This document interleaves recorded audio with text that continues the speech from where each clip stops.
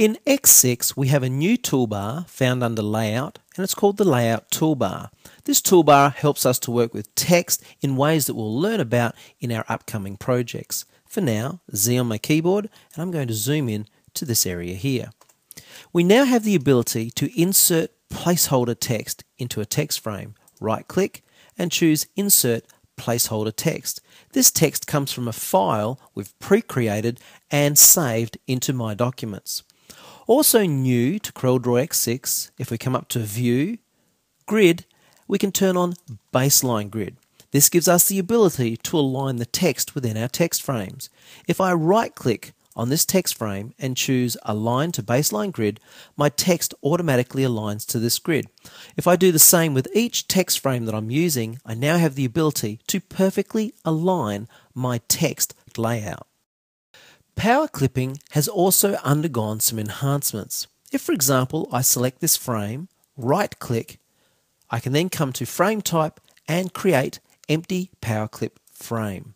An X appears inside letting me know it's a power clip frame. I can then select an image such as this one or an object and place inside the power clip frame. Once I have a power clip, if I select the power clip, the new power clip toolbar automatically appears. Here I can edit, select power clip contents to move around, extract the contents, or I can choose various options to fit the contents to that frame. Also new to X6, we now have alignment guides. If I turn on the alignment guides and then select this power clip and move over my design, you'll see the various alignment guides begin to appear, helping me to align to the other objects that exist within my design. The edge of the page, the edge of an object, the center of an object, etc. Once I've aligned, release my object and it's perfectly placed within my design. Another great new feature is the ability now to add page numbers. Found under Layout, Insert Page Number, we have a number of options and I'm going to choose On All Pages. We can change the colour, the font type and the size, etc. and manually reposition wherever we want. If, for example, I were to place to the far right hand side, that's the place on every page the number will appear. If I place it centre here, that, of course, is where the number will appear on every page. And to learn more about page layout, be sure to review the videos we have here called Working with Page Layout. X6 ships with a number of open type fonts. I've listed just a few of the highly regarded typefaces here. For this demonstration, I'm using Gabriola. And the best way to work with typeface is to open up the newly improved Object Docker, found under Window, Dockers, and the Object Properties Docker. In this Docker, we have a new section now which highlights for us if a typeface has OpenType capability. As you can see, there are some grayed out areas. However, with this typeface, there are some available areas. If, for example, I turn on Stylistic Set and I choose this option, you can see the effect is applied to the typeface. Another way to work with OpenType features is to double-click, and with the text tool, select all the characters that you wish to affect, and a little arrow will now appear. If I click on this little arrow, and I will see a visual display of all the OpenType features available for the highlighted text, making working with OpenType very easy. Generally, OpenType features are utilised by professional graphic designers and typesetters, but it's made very easy here in CorelDRAW X6. We have a new Docker called the Object Styles Docker, found under Window, Dockers, and Object Styles. A style is a group of formatting attributes that defines the properties of an object. For example, if I click this plus alongside of styles, I can choose any one of these properties to create a style. For example, let's create a fill style. From the Docker, I can adjust the fill style using solid colors or a fountain fill, pattern fill, texture, etc.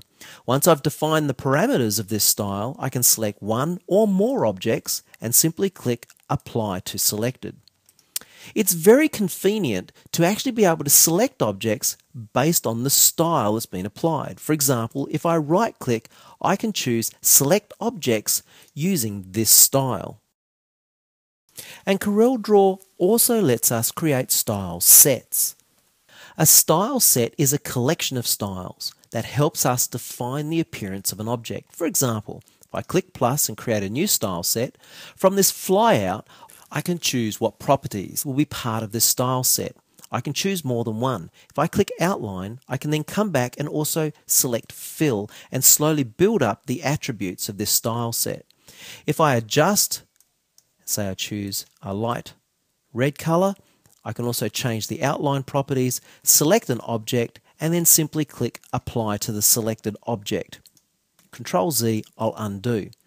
I can also adopt properties from another object. So if I right click on this style set and choose copy properties from, and for example I can easily copy this gradient fill, select the background and simply apply to selected.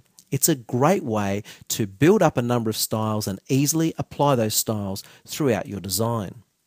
In the same way we copied the properties of this portion of the Deer logo to this style set, we can also copy the properties of some text.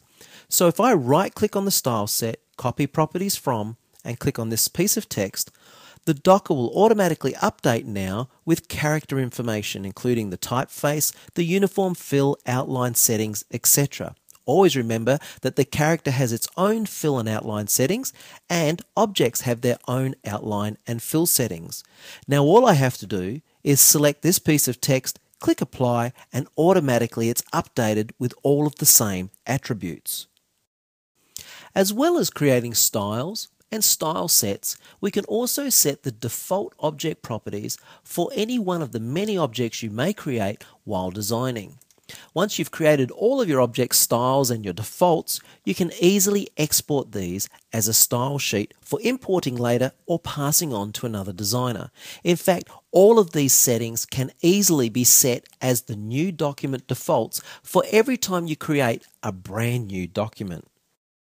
In addition to the new Object Styles Docker, we have another Docker found under Tools called the Color Styles Docker.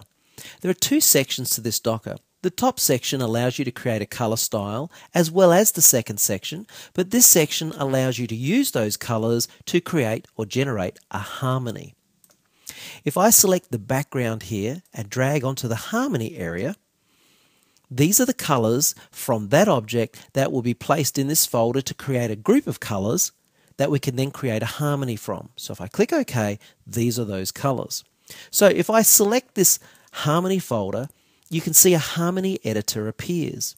And the way this works is, if for example I rotate this, you'll notice how the colors up here are changing, but they change in what we call harmony. In other words, colors that work well together.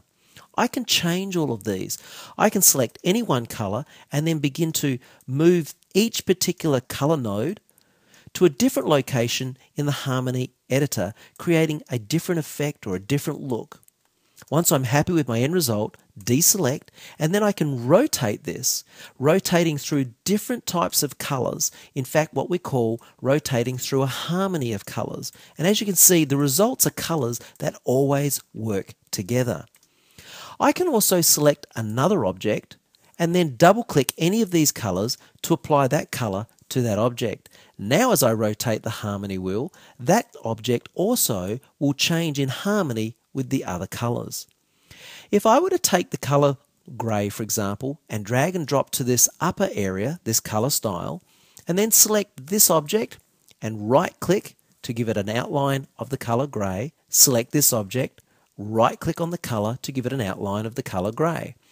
Now as I rotate through the various harmony of colors, as you can see, the outline of gray doesn't change. However, I can select that color and I can independently change it so that both objects update at the same time with that selected color. Back to the harmony, rotate through, and as you can see, the new Color Styles Docker gives you complete control over your graphic design where color is concerned. Of course, once you are happy with your end results, you can easily export this as a style sheet or save all of these color styles as new document defaults.